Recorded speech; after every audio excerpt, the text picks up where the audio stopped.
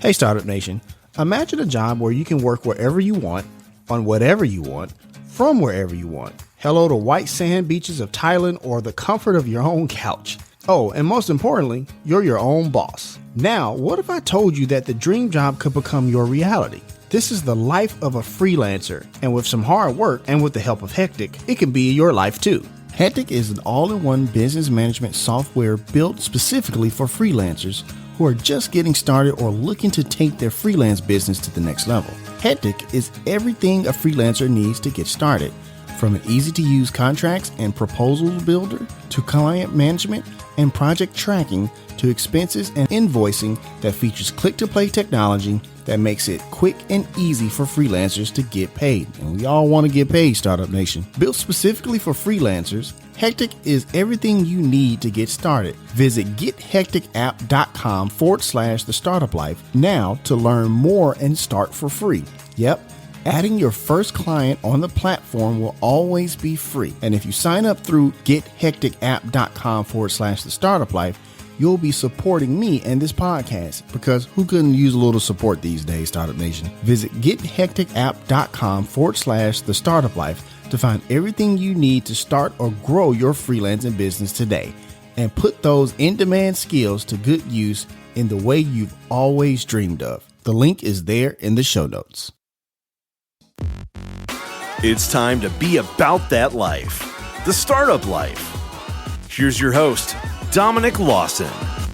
All right, Startup Nation. So I hope you're ready to receive some value today. My name is Dominic Lawson, and this is the Startup Life, the show for entrepreneurs and career-minded professionals. Startup Nation, I don't need to tell you that when it comes to your business and your path to entrepreneurship, the customer is going to be the lifeline to your success. And we have a fantastic guest that can definitely talk about that and more with us today. He is the co-founder of Working Backwards LLC. And he was also a senior executive at Amazon. Yes, the Amazon. And he's also the author, along with Bill Carr, of Working Backwards: Insights, Stories, and Secrets from Inside Amazon. He is the one and only Colin Bryar. CB, how's it going, my man?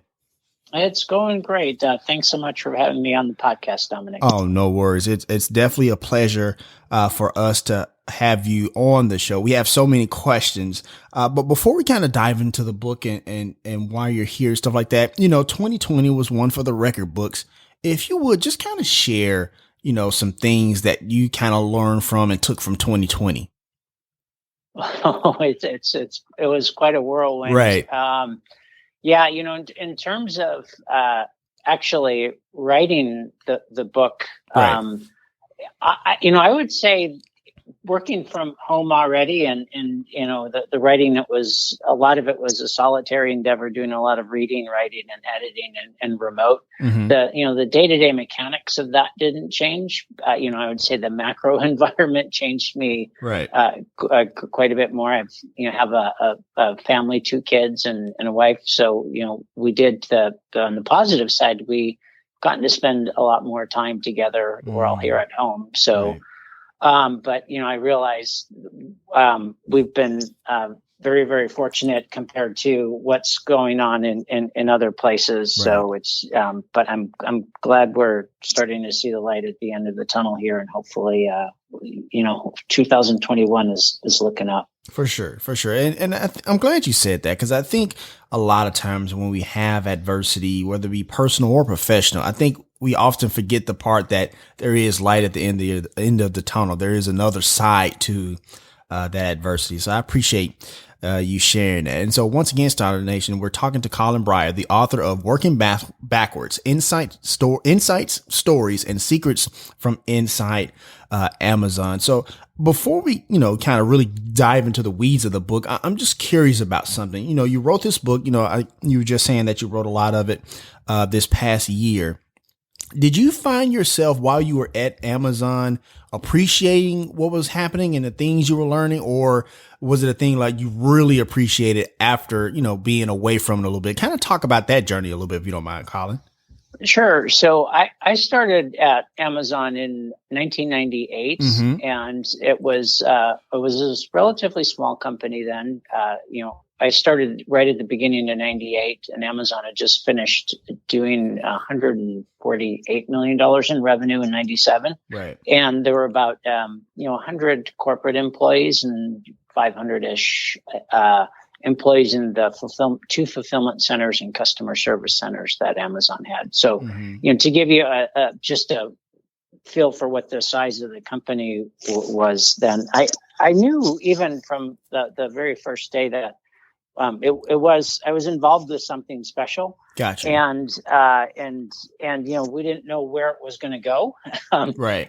But the validation that we were getting from customers was almost always very positive. They weren't shy when we did something wrong also, and let us know where we let them down. But when you took a look at just new customers, repeat customers, customer satisfaction, those were all very positive.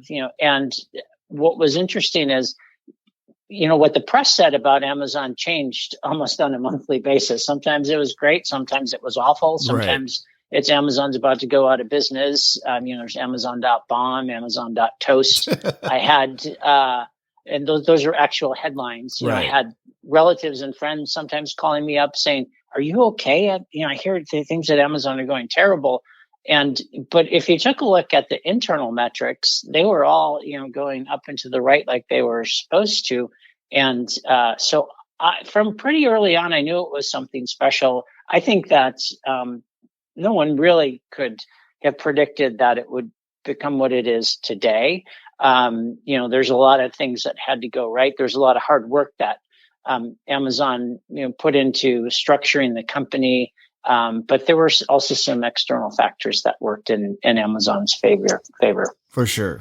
And, like you said, Amazon had grown into this very successful company. I live here in Memphis, and, where, the home of FedEx and stuff like that. And even Amazon has a massive presence here in Memphis, which I think is kind of funny. I want to ask you this, though, because in the book you talk about the Amazon and the 14 principles, right? In Startup Nation, when you purchase the book, we have a link there in the show notes for easy access.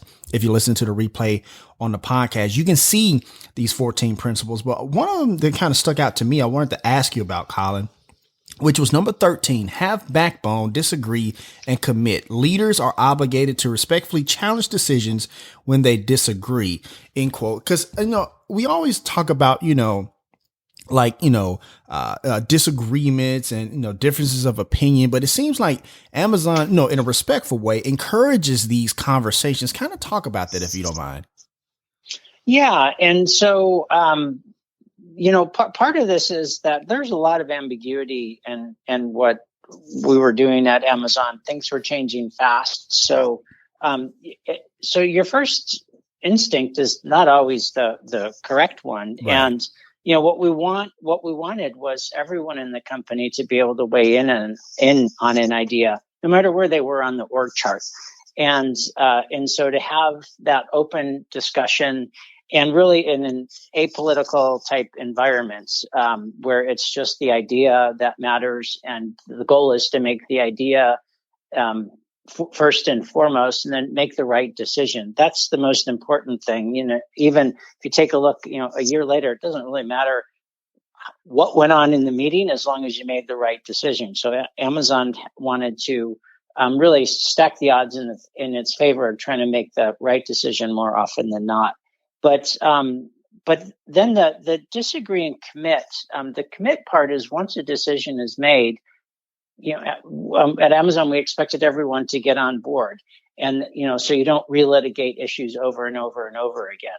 To say, okay, here's the path we're going down, and we're going to go try this. And as more data comes in, we'll learn more and we'll react. But as of today, here's the plan of record. And, so it's a leadership principle, but leadership principles, you have to be careful not just to make them posters on the wall. Some people call them core values, right. Really very similar.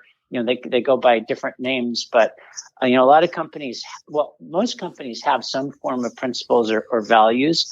But I think a couple things that are unique about Amazon is one is the sheer number. So they're 14, which is more than most. But they're not just posters on the wall. And the reason why is because Amazon has woven those principles into every major process that is performed at the company. And one where I have backbone, disagree, and commit kind of shines is with Amazon's narrative process, where in the beginning of a meeting, instead of someone standing up in front of the room and, virtually now, in terms of the pandemic, or if you're in the office, standing at the front of the table going over some slides, the presenting team, because it's often more than one person, distributes a narrative, and it can either be, physical narrative, or now it's all, digital narratives. And what happens for those 20 minutes is that everyone's reading the document. And, right now they're adding notes in a collaborative form through Google Docs or Word, and they're collecting all of that and that feedback. And it doesn't really matter whether you're a senior vice president or a junior product manager. You can add in your comments and say, have you thought about X? Or, this is something we should discuss.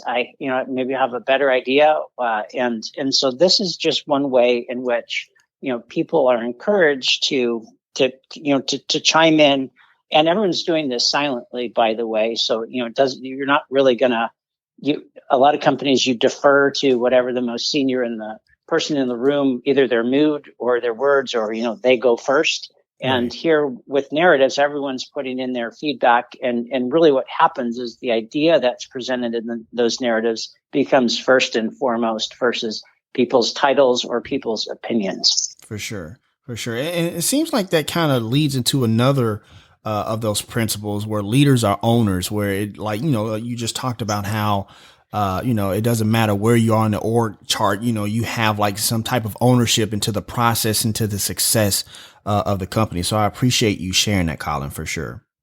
Oh, thanks. No worries. Once again, Startup Nation, we're talking to Colin Bryar, the author of Working Backwards: Insights, Stories, and Secrets from Inside Amazon. But, I want to talk about customer obsession, which is also another one of those principles, if you will, because Amazon is, you can tell based on, everything from the innovation from Amazon Prime and stuff like that part is extremely important. Kind of talk about, I guess where that comes from, kind of talk about, why Amazon just does it well. Just kind of talk about that in general, if you don't mind, Colin.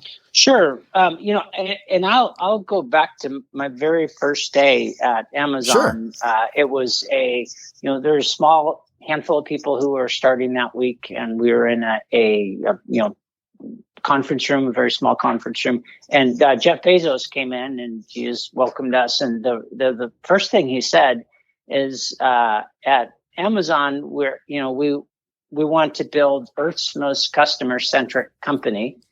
And then we want to build the place where people can find and discover anything they might want to buy online. Right. So, from that very first time I had met Jeff, first and foremost, Amazon was all about building Earth's most customer-centric company.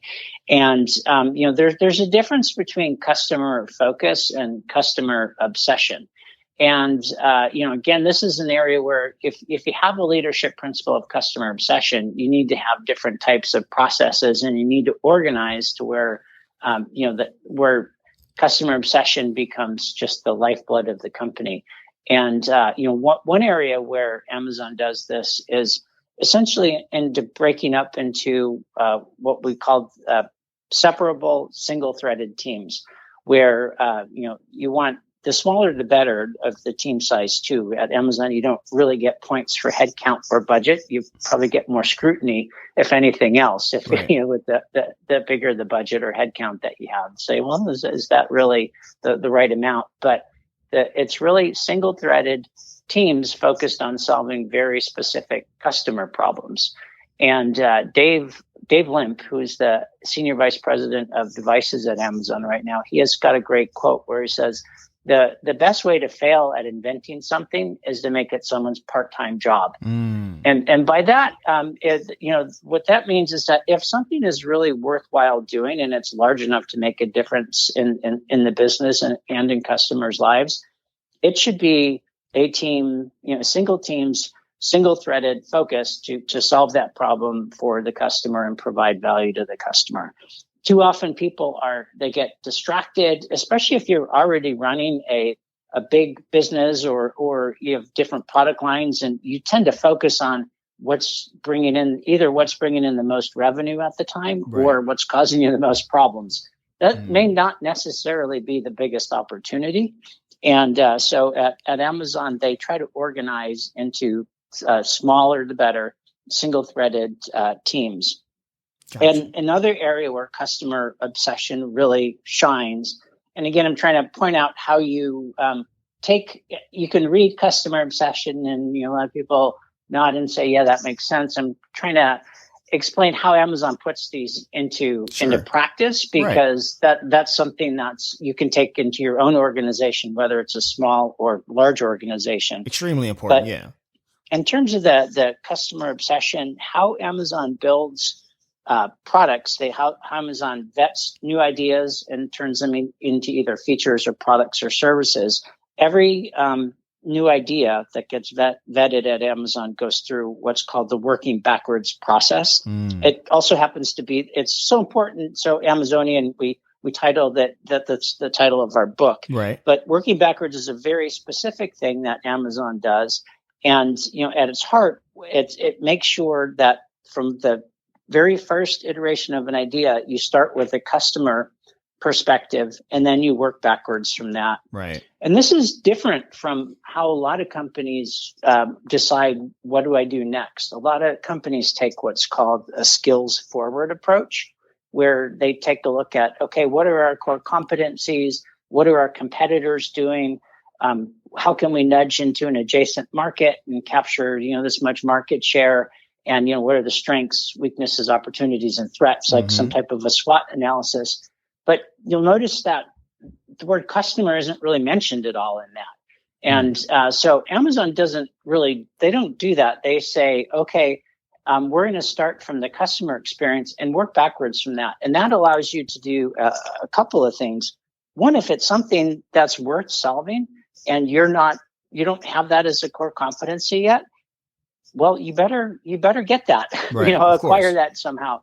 And a great example here is when Amazon moved into the digital space. So when Amazon was looking to move into digital books, music, and movies, at that point in time, it was about 77% of Amazon's revenue was shipment of physical books, physical music, so CDs at the time, and then movies were primarily DVDs. And Amazon wanted to move. They knew, and we knew at Amazon, hey, it's going to move over to digital.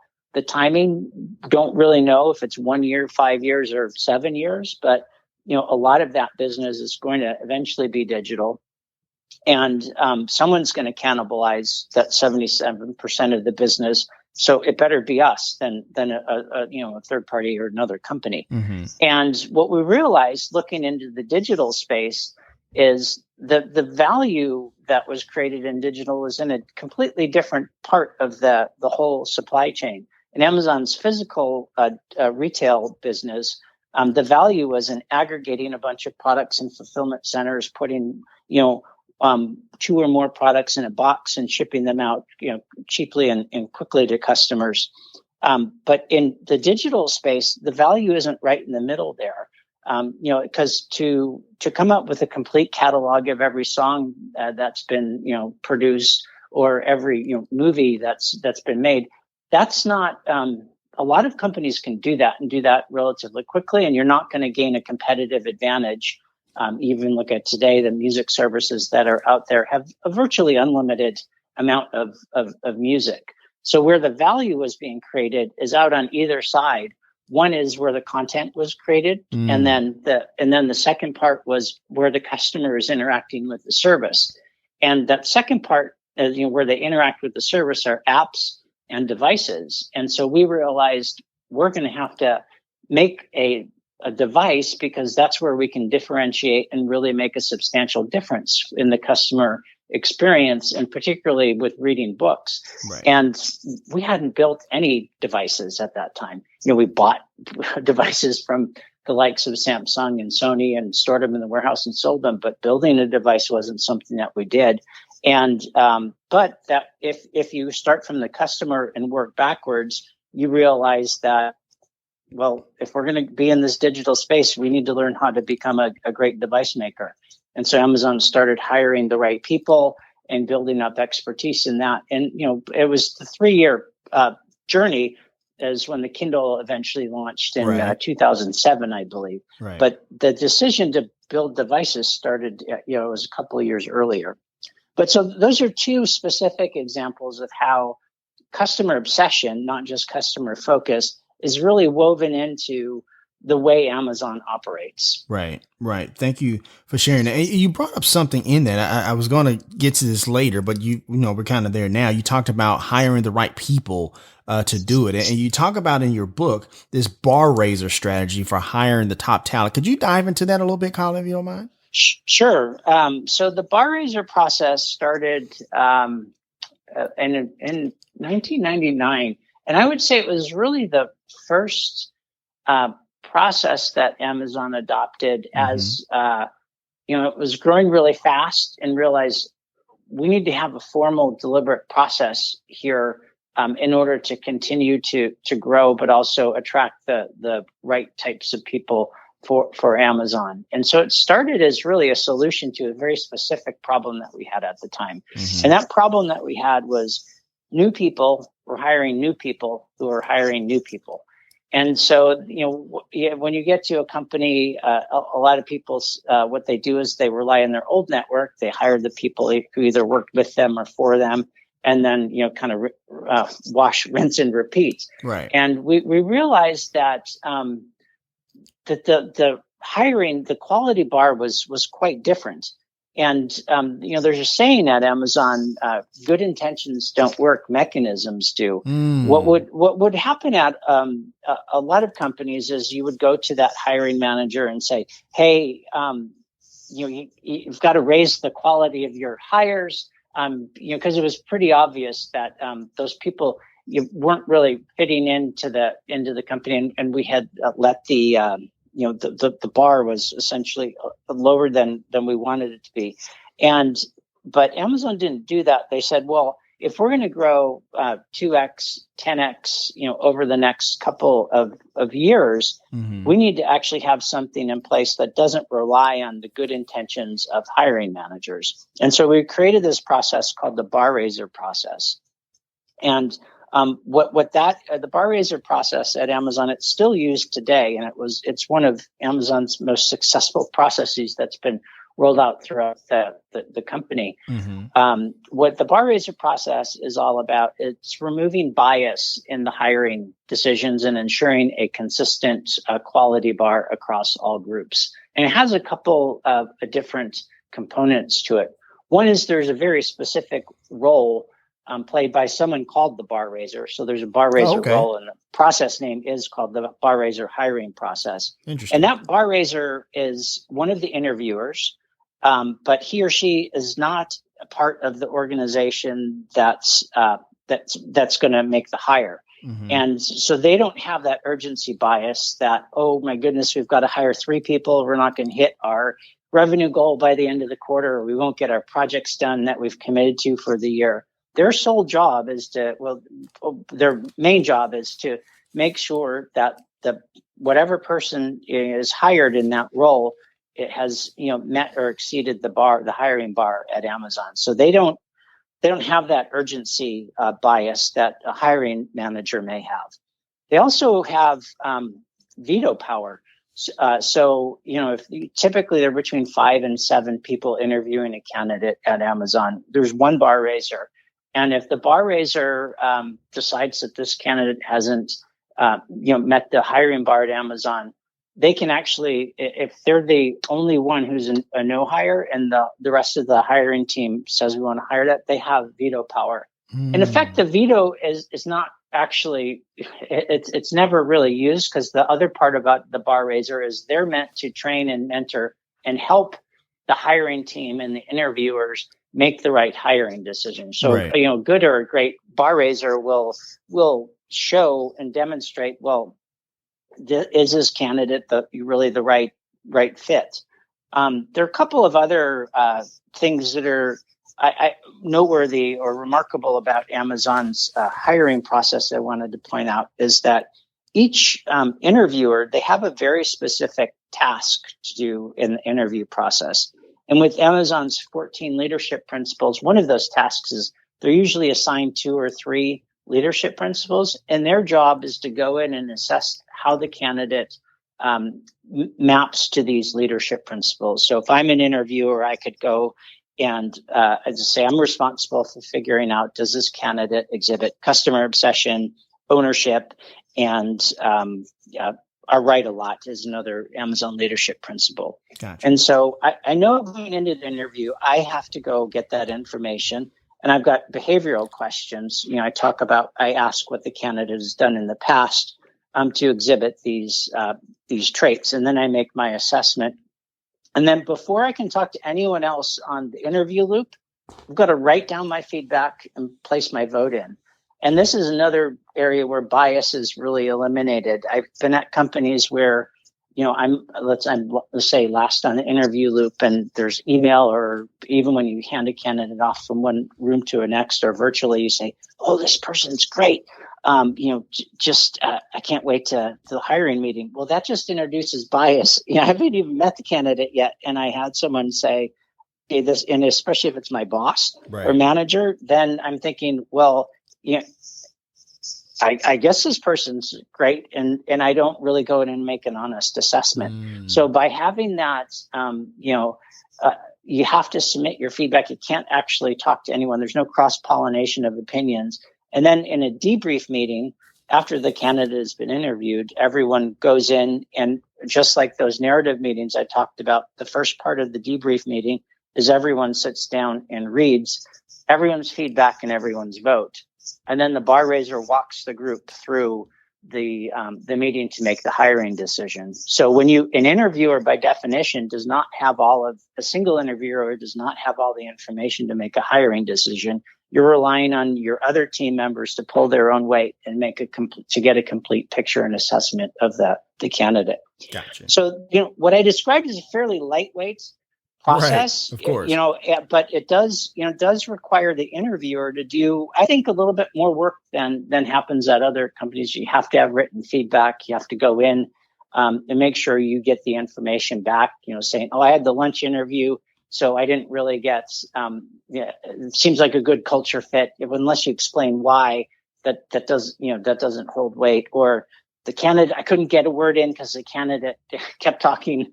That it's your job to kind of control the interview in a very respectful way, because these are also customers of Amazon, and you want to represent Amazon well, regardless of the hiring decision. But so that's a little bit about how the hiring process works and what's unique about it. And I think also what's powerful is that it's, a great process is one that you don't have to impose on other people, and you have to audit to make sure it's followed. Once we started using this process, we realized, like other group, it started in one department in the software group, the product development group, that, hey, this is going to work everywhere else. And other groups just started adopting it, and we rolled it out company wide.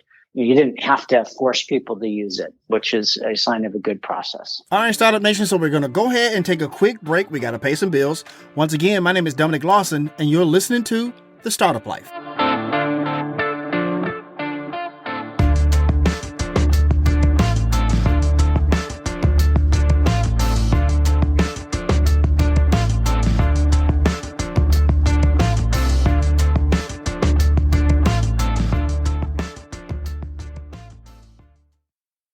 Hey, Startup Nation. I think we can all agree that 2020 was more or less a dumpster fire, right? I mean, come on. On top of surviving a worldwide pandemic, good friends and family of mine lost their jobs, had their hours cut, or went out of business altogether.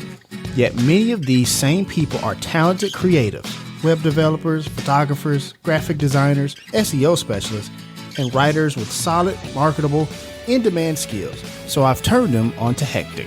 Hectic is an all-in-one business management software built specifically for freelancers who are just getting started or looking to take their freelance business to the next level. Hectic is everything a freelancer needs to get started, from an easy-to-use contracts and proposal builder to client management and project tracking to expenses and invoicing that features click-to-play technology that makes it quick and easy for freelancers to get paid. And we all want to get paid, Startup Nation. Built specifically for freelancers, Hectic is everything you need to get started. Visit gethecticapp.com/the startup life now to learn more and start for free. Yep. Adding your first client on the platform will always be free. And if you sign up through gethecticapp.com/the startup life, you'll be supporting me and this podcast, because who couldn't use a little support these days, Startup Nation? Visit gethecticapp.com/the startup life to find everything you need to start or grow your freelancing business today, and put those in-demand skills to good use in the way you've always dreamed of. The link is there in the show notes. All right, Startup Nation, welcome back as we continue our conversation with today's guest here on The Startup Life. Something you said earlier, good intentions don't work, mechanisms do. I think that's definitely something to put in your entrepreneurial toolkit, Startup Nation. I wanted to ask you about that bar raiser strategy a little bit. Let's say I don't have the manpower, or I'm not as big as an Amazon or something like that. I'm a small business. I got a few employees and stuff like that. Can I replicate that in a smaller version? And if so, what would that kind of look like? Because like I said, I don't have the manpower like an Amazon does. So what would that look like possibly? Yeah. So, you could actually start by, you get a lot of benefit just by, one, having leadership principles or core values, and then knowing how you'll go about figuring out if a candidate exhibits those. So you don't need a big bar raiser process to do that. The second thing is, just make sure that the feedback and votes, are submitted, and you get a written assessment from the interviewers before you go and look and make a hiring decision. Because what that does, when I go in an interview, if I know I've got to independently write down my own assessment and defend it in front of my coworkers afterwards, I'm going to go into this interview with a different mindset to say, I've got to get this information because this is an very important decision for the company. Who you bring on is probably one of the most important things decisions a company can make. So that's another thing that you can do.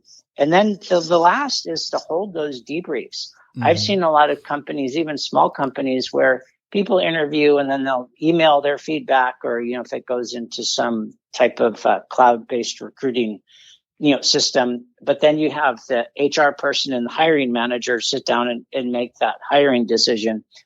What you're missing there is you're missing a feedback loop to make everyone else a better interviewer. Because I've been in interview debriefs in person, and then I say, well, how did you get that information from the candidate? What types of questions did you ask? And, and that is not just, you're not just vetting the candidate, you're essentially training people to be better interviewers.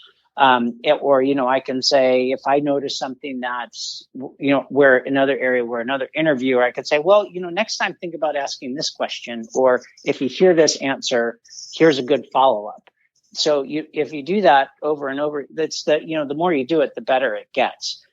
So those are things that you could do, if you don't have even a formal bar raiser training process, veto power, just building some of those processes in. They work, by the way, for a 5-person group, a 20-person group. What I just explained, there's no infrastructure heavy lifting. It's just a more deliberate approach to hiring. Gotcha.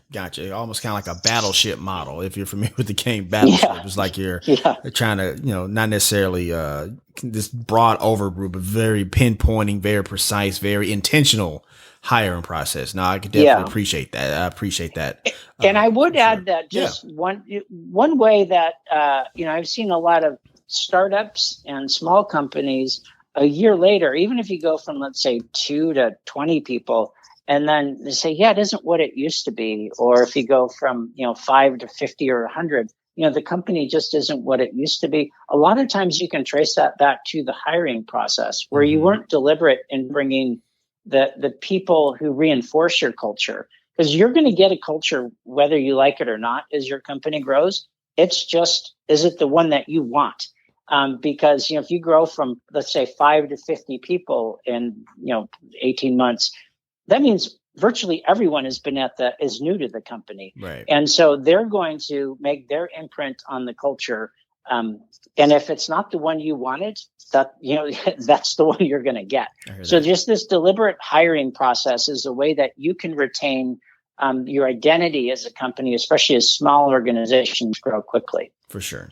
Thank you for sharing that. Once again, Startup Nation, we're talking to Colin Bryar, the author of Working Backwards, Insights, Stories, and Secrets from Inside Amazon. And Startup Nation, if you want to purchase that book, we have a link there in the show notes if you listen to the replay on the podcast. And that book is available today. Once again, that link is there in the show notes for easy access. I want to ask you this, Colin, because like I said, you were a senior executive there at Amazon. Jeff Bezos' chief of staff, also known as Jeff's shadow.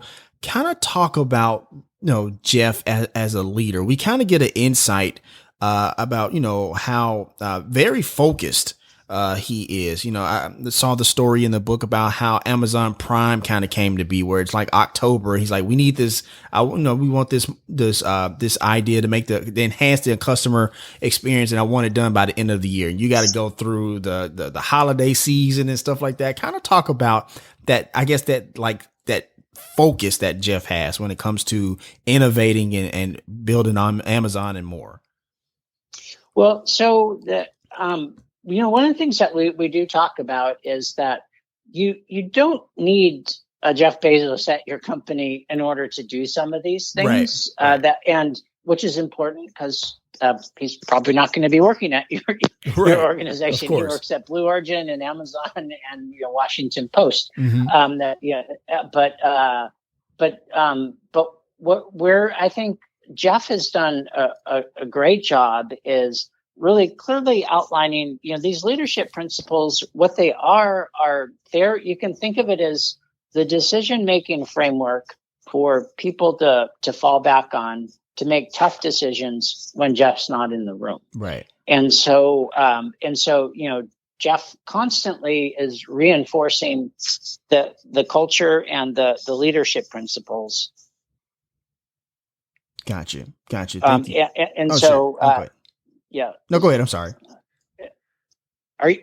And so what he does whenever he makes a different, a decision, he explains, okay, well, here's why this is something that I want to do, or, why this is important.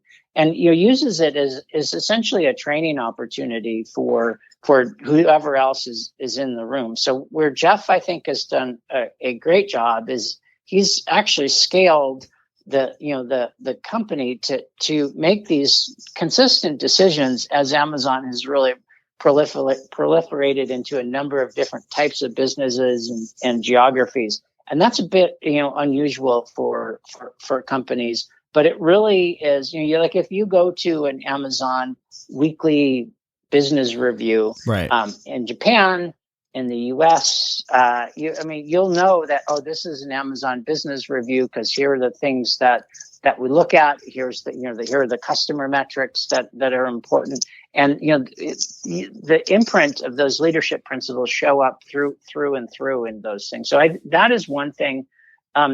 Jeff also has very high standards, right, and expects a lot out of people. And, part of having high standards is, one, you have to show people where the bar is or where the standard is. And then, you celebrate when it's exceeded and you do that. But also when it's not met, a lot of people think, well, it's easiest just to, we didn't meet our standards, but I'm busy. Let's just move on and maybe we'll get better next time. But when you do something like that, what that leader is doing is they're actually signaling to the rest of the group that the standard is actually lower than you thought. So they're lowering the standard. So, Jeff, you insist on the highest standards is a leadership principle. And leaders are, obligated to point out where the bar is, and then also, help people when it hasn't been met, to show that, and then, help. What do we need to do differently in order to meet our standards next time? For sure. Thank you for sharing that. Colin, let me ask you this, before we kind of transition here. I know you wasn't there from like the very beginning, but you were there pretty much in the early days of Amazon, and Amazon has become like this, one of the, best American companies, in business history. So I'm curious, do you ever just sit back and think about like how, your legacy is kind of interwoven into helping to build that, that venture that is Amazon? You ever sit back and just think about like, wow, man, we really did something great there? Well, yeah, I mean, and it's more the we as the of course important part. Yeah, I mean, and so I as I was writing this book with Bill, there were a couple of projects and initiatives that I was involved in that I was particularly proud of. But as we wrote this book, I realized there was something that's probably even more enduring and more lasting, which is the process and, is essentially the management science that Amazon has created on how to build and run and operate organizations, right, small and large. And, that's not something that really gets talked about too much. And that's one of the reasons that we wrote this book, is because we always get asked, Bill and I do, well, how does Amazon do this? Or, why, like, how do, what is it like at Amazon, and how do they do these things, consistently across a number of different areas? And really the whole approach that Amazon has developed, which is essentially it's the 14 leadership principles. And then there are really 5 processes about how Amazon hires, how they organize, how they communicate with written narratives, how they develop new ideas, right, starting from the customer, working backwards, and then how they measure things, by looking at the customer focused controllable input metrics versus spending, the bulk of the attention on output metrics, shiny metrics like revenue and profit. So those 5 processes plus the leadership principles, Amazon put a lot of work into developing those, and they're not really talked about yet. And so that's why we wrote the book. And it's something that, I'm particularly proud to have played a small part in helping shape and develop and refine some of those things. And refine, by the way, is another way of saying it is we stumbled along the way. We made some mistakes and we improved it. But so I think that is probably, when I look back on, what is the legacy that Amazon has created. Sure, they're great household names that people use, right, but I think how to build and operate companies is something that will also be as or even more enduring than some of these products. No, for sure. You're absolutely right. When I was reading the book, I was kind of thinking like, man, I think a lot of MBA curriculums, business class curriculums can really be rewritten in part due to the systems and the process that you were talking about there at Amazon. So I appreciate you kind of sharing that for sure, Colin.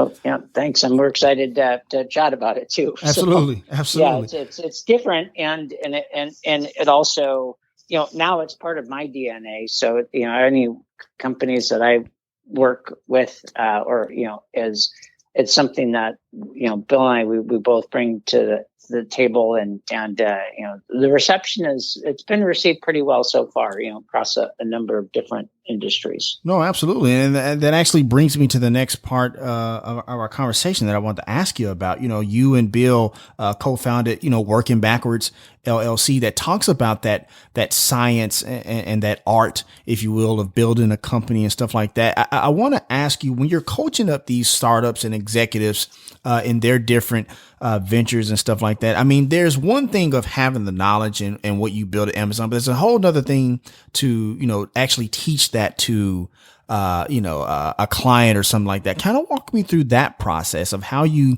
kind of get them, to kind of see or even incentivize, like, look, just besides the fact of like, yeah, we were at Amazon, but like, no, this actually works no matter if it's Amazon, no matter if it's, Joe's, Burger Shack, you know what I mean? Like, kind of talk about that coaching process, if you don't mind, Colin. Sure.